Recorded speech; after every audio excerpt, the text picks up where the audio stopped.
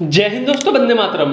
T reaction में आप सभी का फिर से एक बार स्वागत है। आज हम एक और पाकिस्तानी वीडियो पर रिएक्शन करने वाले हैं। चैनल का नाम है डेली स्वैग।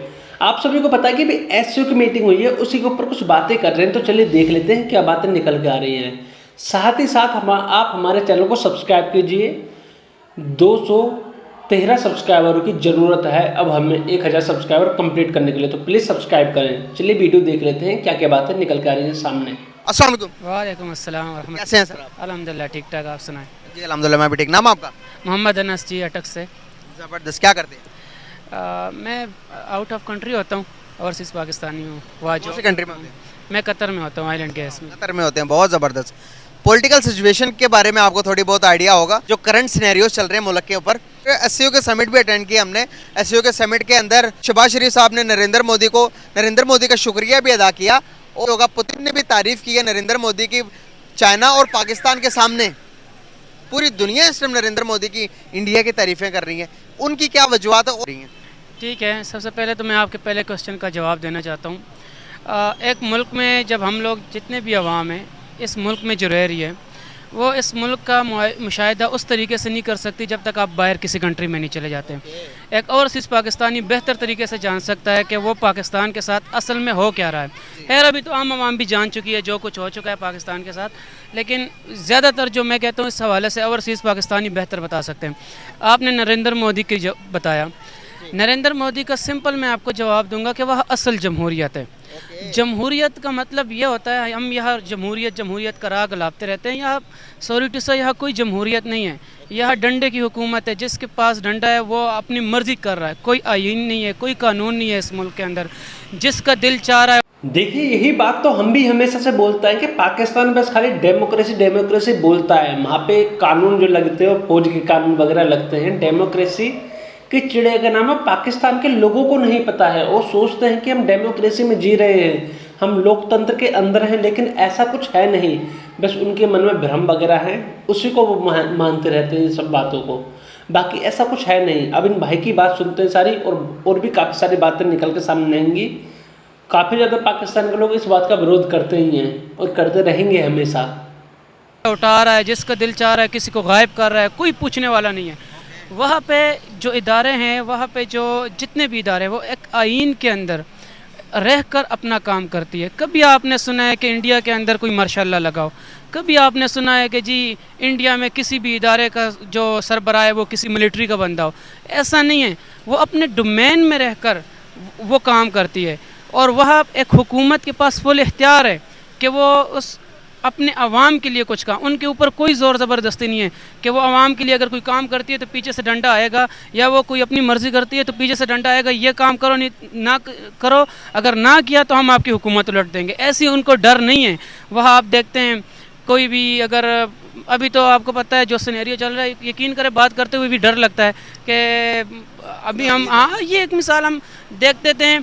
बात करते थे पहले, हम सोचते थे यार कश्मीर में क्या हो रहा है, फ़लस्तीन में क्या हो रहा है, तो मैं रोना आता था कि यार कितना जुल्म हो रहा है, कितना।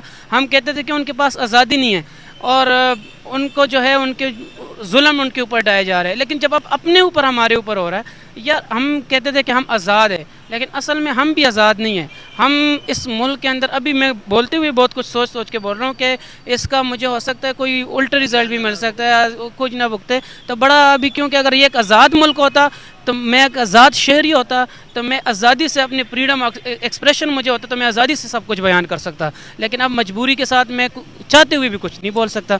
तो आप हम जो कहते जी थोड़ी सी अरसा गुजरता था जी इंडिया पाकिस्तान से, ये लड़ाई झगड़े से उन्होंने अपने मुल्क। सुन लो पाकिस्तानियों, खोल लो अपने कान। ये आपका पाकिस्तानी शहरी ही है जो बोल रहा है कि आज़ादी राय नहीं है आपके देश में। आपके जो मुल्क में लोग रहते हैं वो आज़ाद नहीं है। आपका मुल्क खुद ही आज़ाद नहीं है। ये कोई हिंदुस्तानी नहीं बोल रहा है, आपके देश का ही एक नागरिक बोल रहा है। ये बाहर रह कहाँ सर, बाहर ही रहते हैं बोला इन्होंने। तो इनको नॉलेज है, इनको पता है किस तरह की डेमोक्रेसी होती है, किस तरह के लोग होते हैं, किस तरह से लोग चलते हैं, किस तरह से सरकारें काम करती हैं। और इनको पता है, इन्होंने भी बोला ना कि मैं सोच समझकर शब्दों का उपयोग कर रहा हूँ, इसीलिए बोला है क्योंकि इनको पता है कि अगर मैंने कुछ गलत बोल दिया तो फौज उठा के ले जाएगी। क्लियर कहने का मतलब ये है कि फौज उठा के ले जाएगी इनको तुरंत ही। यही बातें हैं सारी, इसीलिए तो लोग डरते हैं पाकिस्तान में, इसीलिए तो पाकिस्तान आगे तरक्की नहीं कर पा रहा है। जो प्रॉब्लम है सारी वो यही है, क्योंकि पाकिस्तान तरक्की करेगा जब उसके अंदर लोकतंत्र आएगा, सरकार सही से काम करेगी, गवर्नमेंट अपना काम करेगी, मिलिट्री अपना काम करेगी। लेकिन ये दोनों एक दूसरे काम में घुसते रहते हैं, इसीलिए इनके देश का कोई भला नहीं हो पा रहा है। में अपने अवाम के लिए काम किया। उन्होंने ये नहीं कहा कि पाकिस्तान के ऊपर हमला करेंगे, ये करेंगे, वो करेंगे, उस चीज़ को उन्होंने नहीं भेजा। इन्होंने इमोशनली पाकिस्तानी अवाम को इमोशनली तौर पे इंडिया के साथ उसमें रखा, इमोशनली तौर पे उन्होंने असल काम किया अवाम के लिए। उसने ग्रास रूट लेवल पे काम किया। $3 अरब अभी हमें जो कर्जा मिला है, ये कहते हैं जी उस पर यह शादियाने कर्जा, और वो भी हमने सूदों के साथ चुकाना है, और वो हम लोगों ने हमने हमारे आने वाली नस्ल ने वो अदा करना है। उसके ऊपर ये शादियाने ऐसे बजा रहे कि पता नहीं इन्होंने कौन सा ब्लंडर मार दिया। आप इंडिया की सिर्फ उनके उठा ले कि उनके पास कितने $अरब के ज़खायर पड़े हुए हैं, तो आप हैरान रह जाएंगे जी। $बिलियन के पड़े हुए हैं उनका। सिर्फ आप देख लें कि कितनी अब जो बाहर ममालिक के जितनी भी इंडस्ट्री है, जितने भी बाहर ममालिक के जो कंट्रीज़ है, वो उस मुल्क के अंदर क्यों अपनी इन्वेस्टमेंट कर रही है? क्योंकि उनको पता है कि इस मुल्क में जब वो इन्वेस्टमेंट करती है तो उनको फ़ायदा है, वहाँ उनको मार्केट नज़र आती है। यहाँ पे वो चीज़ नहीं है।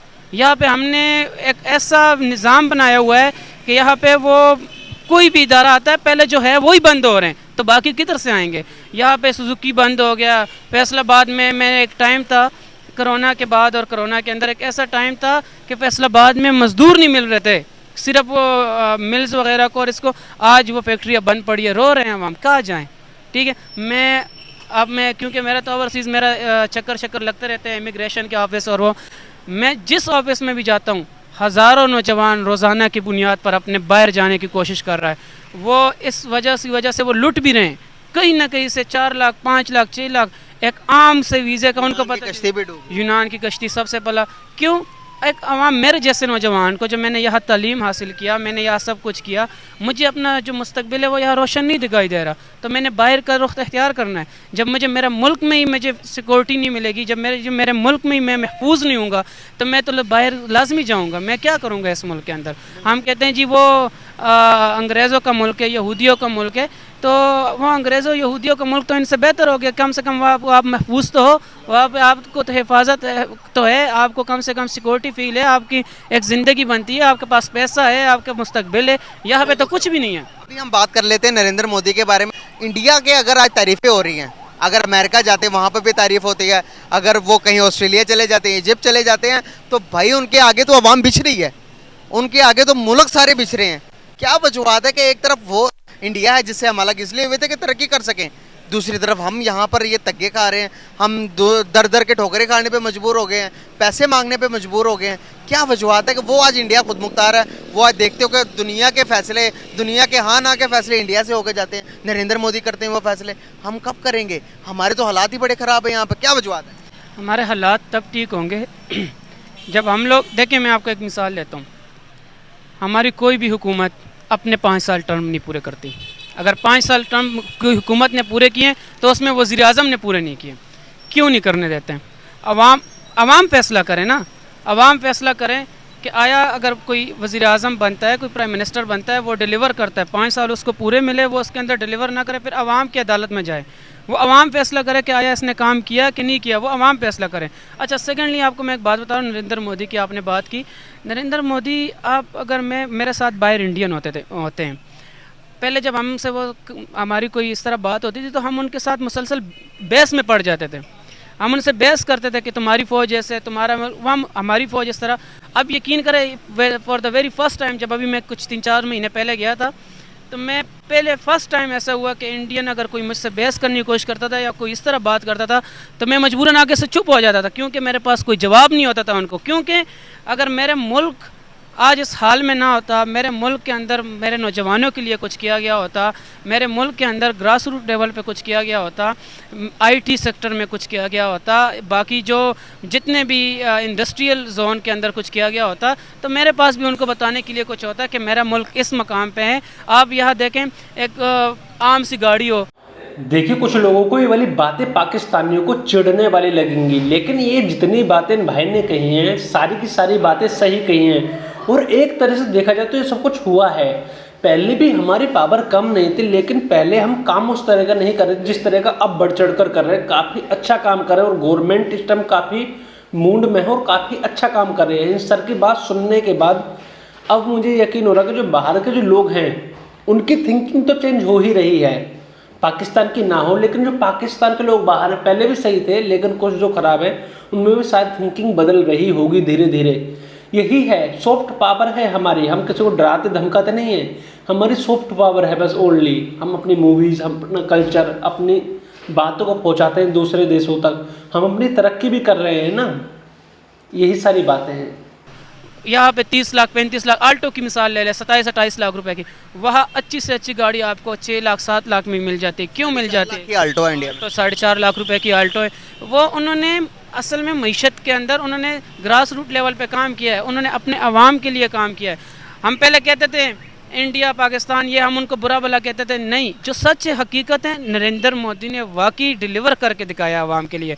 उन्होंने नौजवानों के लिए वहाँ पे काम किया, उन्होंने आईटी सेक्टर को कहाँ से कहाँ उठा, अब रूल कर रहा है पूरे दुनिया में। इस वक्त गूगल उठा के देख ले, फेसबुक उठा के देख ले, आप जितने भी आप आईटी सेक्टर, अमेज़न, जितने भी उठा के देख ले, वो इस वक्त रूल्स कर रहे हैं सब चीज़ों, सब आईटी सेक्टर पे। तो हमारे मुल्क के अंदर क्या, हमारे मुल्क के अंदर तो बस किसी को कुड्डे लाइन लगाने के लिए मुल्क तबाह हो जाए, बेड़ा गर्क हो जाए, लेकिन एक बंदे को नहीं आने देना तो उसके लिए मुल्क को भी तबाह कर दो, कोई परवाह नहीं है भाई, मुल्क का मुल्क बनते रहेंगे, ऐसा नहीं है जी, बिल्कुल। बहुत ज़बरदस्त यार। और यही मैं आपको यही कह रहा हूँ कि देखें, एक इसके अंदर एक और चीज़ मैं ऐड करता हूँ कि हमारी आवाम का भी एक छोटा सा इशू है। हमारी आवाम ठीक है, मुश्किल है, वो डराते हैं, डर जाती है, सो चीज़ें है, लेकिन हमारे आवाम को फ़ैसला करना पड़ेगा। अब कह रहा है हमारे मुल्क ने ऐसे ही चलना है, या हमारे आने वाले जो नौजवान नस्ल है, या जो अब मेरी जो नस्ल आएगी, क्या उनको मैं इसी ग़ुलाम पाकिस्तान में रखना है? आप ओवरसीज़ पाकिस्तानी, वहाँ पर जब आप देखते हैं इंडियन अपने नरेंद्र मोदी के लिए प्राइड फील करते हैं, उनके दौरे हुकूमत में इंडिया दुनिया की 5वीं बड़ी मईशत बन गया। क्या अगर आपको एक लफ्ज़ कहना पड़े as a prime minister India के, तो क्या एक लफ्ज़ कहेंगे कि पूरी दुनिया, पाकिस्तान पूरा बेहरान हो जाए ये लफ्ज़ सुनने के बाद कि अल्लाह ताला हमें भी कोई इस तरह का प्राइम मिनिस्टर दे दे, या फिर कुछ इस तरह का कुछ बोल दें जिससे पता चले कि वाकई में ये हम कौम है जागी हुई, हमें नफरतें नहीं पालते? आप नरेंद्र मोदी के लिए कह रहे हैं कि वो प्राइड फील करते हैं। आपको मैं यकीन से बताऊं, मैं अभी तो इमरान खान का नाम लेने पे भी पाबंदी है। जब इमरान खान था तो हम प्राइड फील करते थे कि हमारा कोई वज़ीर आज़म है जो किसी की आंखों में आंखें डाल कर बात कर सकता है, खुददार बंदगी करती है। नरेंद्र मोदी एक खुददार है, एक कॉम्पिटेंट बंदा है, जो अपने काम के साथ मोहल्ले से, ठीक है, अपने मुल्क के साथ मोहल्ले से, मेरे दुश्मन मुल्क होते हुए भी मैं उसकी तारीफ़ कर रहा हूँ। मुझे नहीं पता इसका मुझे क्या खमियाजा भुगतना पड़ेगा, लेकिन मैं एक जो प्राइड फील कर रहा था उस वक़्त, वह इमरान खान के लिए करता था। अल्लाह जानता है इस मुल्क का आगे क्या होने वाला है। मेरी यही दुआ है अल्लाह पाक इस मुल्क पर अपना हाथ रहम और करम करे। बहुत शुक्रिया। Thank you so much. तो चलिए इस वीडियो को यहीं पे ख़त्म करते हैं। आपने राय जान ली और काफ़ी सारी सही बातें ही बोली हैं भाई ने, कुछ गलत नहीं बोला है। और देखिए इमरान खान वाली बात जो है, इमरान खान वाली जो बात है, उसके ऊपर मैं बता दूँ कि इमरान खान का तो आगे जाके और भी बुरा हाल होने ही वाला है। क्यों? क्योंकि उसके जो हालात चल रहे हैं आप सभी ने भी देख लिया होगा, काफ़ी कुछ इसके ऊपर हो रहा है, काफ़ी ज़्यादा केसेस बन रहे हैं जहाँ पे लोग थे इसको छोड़ के जा रहे हैं, ये सब कुछ हो रहा है। इमरान खान ने ऐसा कुछ खास करा नहीं काम, लेकिन उसने पॉपुलैरिटी काफ़ी ज़्यादा गेन करी थी, इस बात को मानना पड़ेगा। पूरे जहाँ पे पाकिस्तान रहते थे वो सारे सपोर्ट करते थे इमरान खान को ज़्यादातर, ठीक है, लेकिन उसने कुछ ऐसा काम नहीं करा, कोई नहीं गिन पाएगा कि उसने कुछ ऐसा काम करा। बस एक दो स्पीच बोल देंगे कि यूएन में स्पीच दी थी, इसी तरह की बातें बोल पाएंगे, उससे ज़्यादा कुछ नहीं है। और इन भाई की सारी बात ठीक थी, मैं कोशिश करूँगा दूसरा पार्ट भी लाने की। इतने आप साथ जुड़े रहिए, लाइक कीजिए, कमेंट कीजिए, शेयर कीजिए, प्लीज़ सब्सक्राइब कीजिए। 213 सब्सक्राइबरों की ज़रूरत है अभी 1000 होने में। जय हिंद दोस्तों, वंदे मातरम।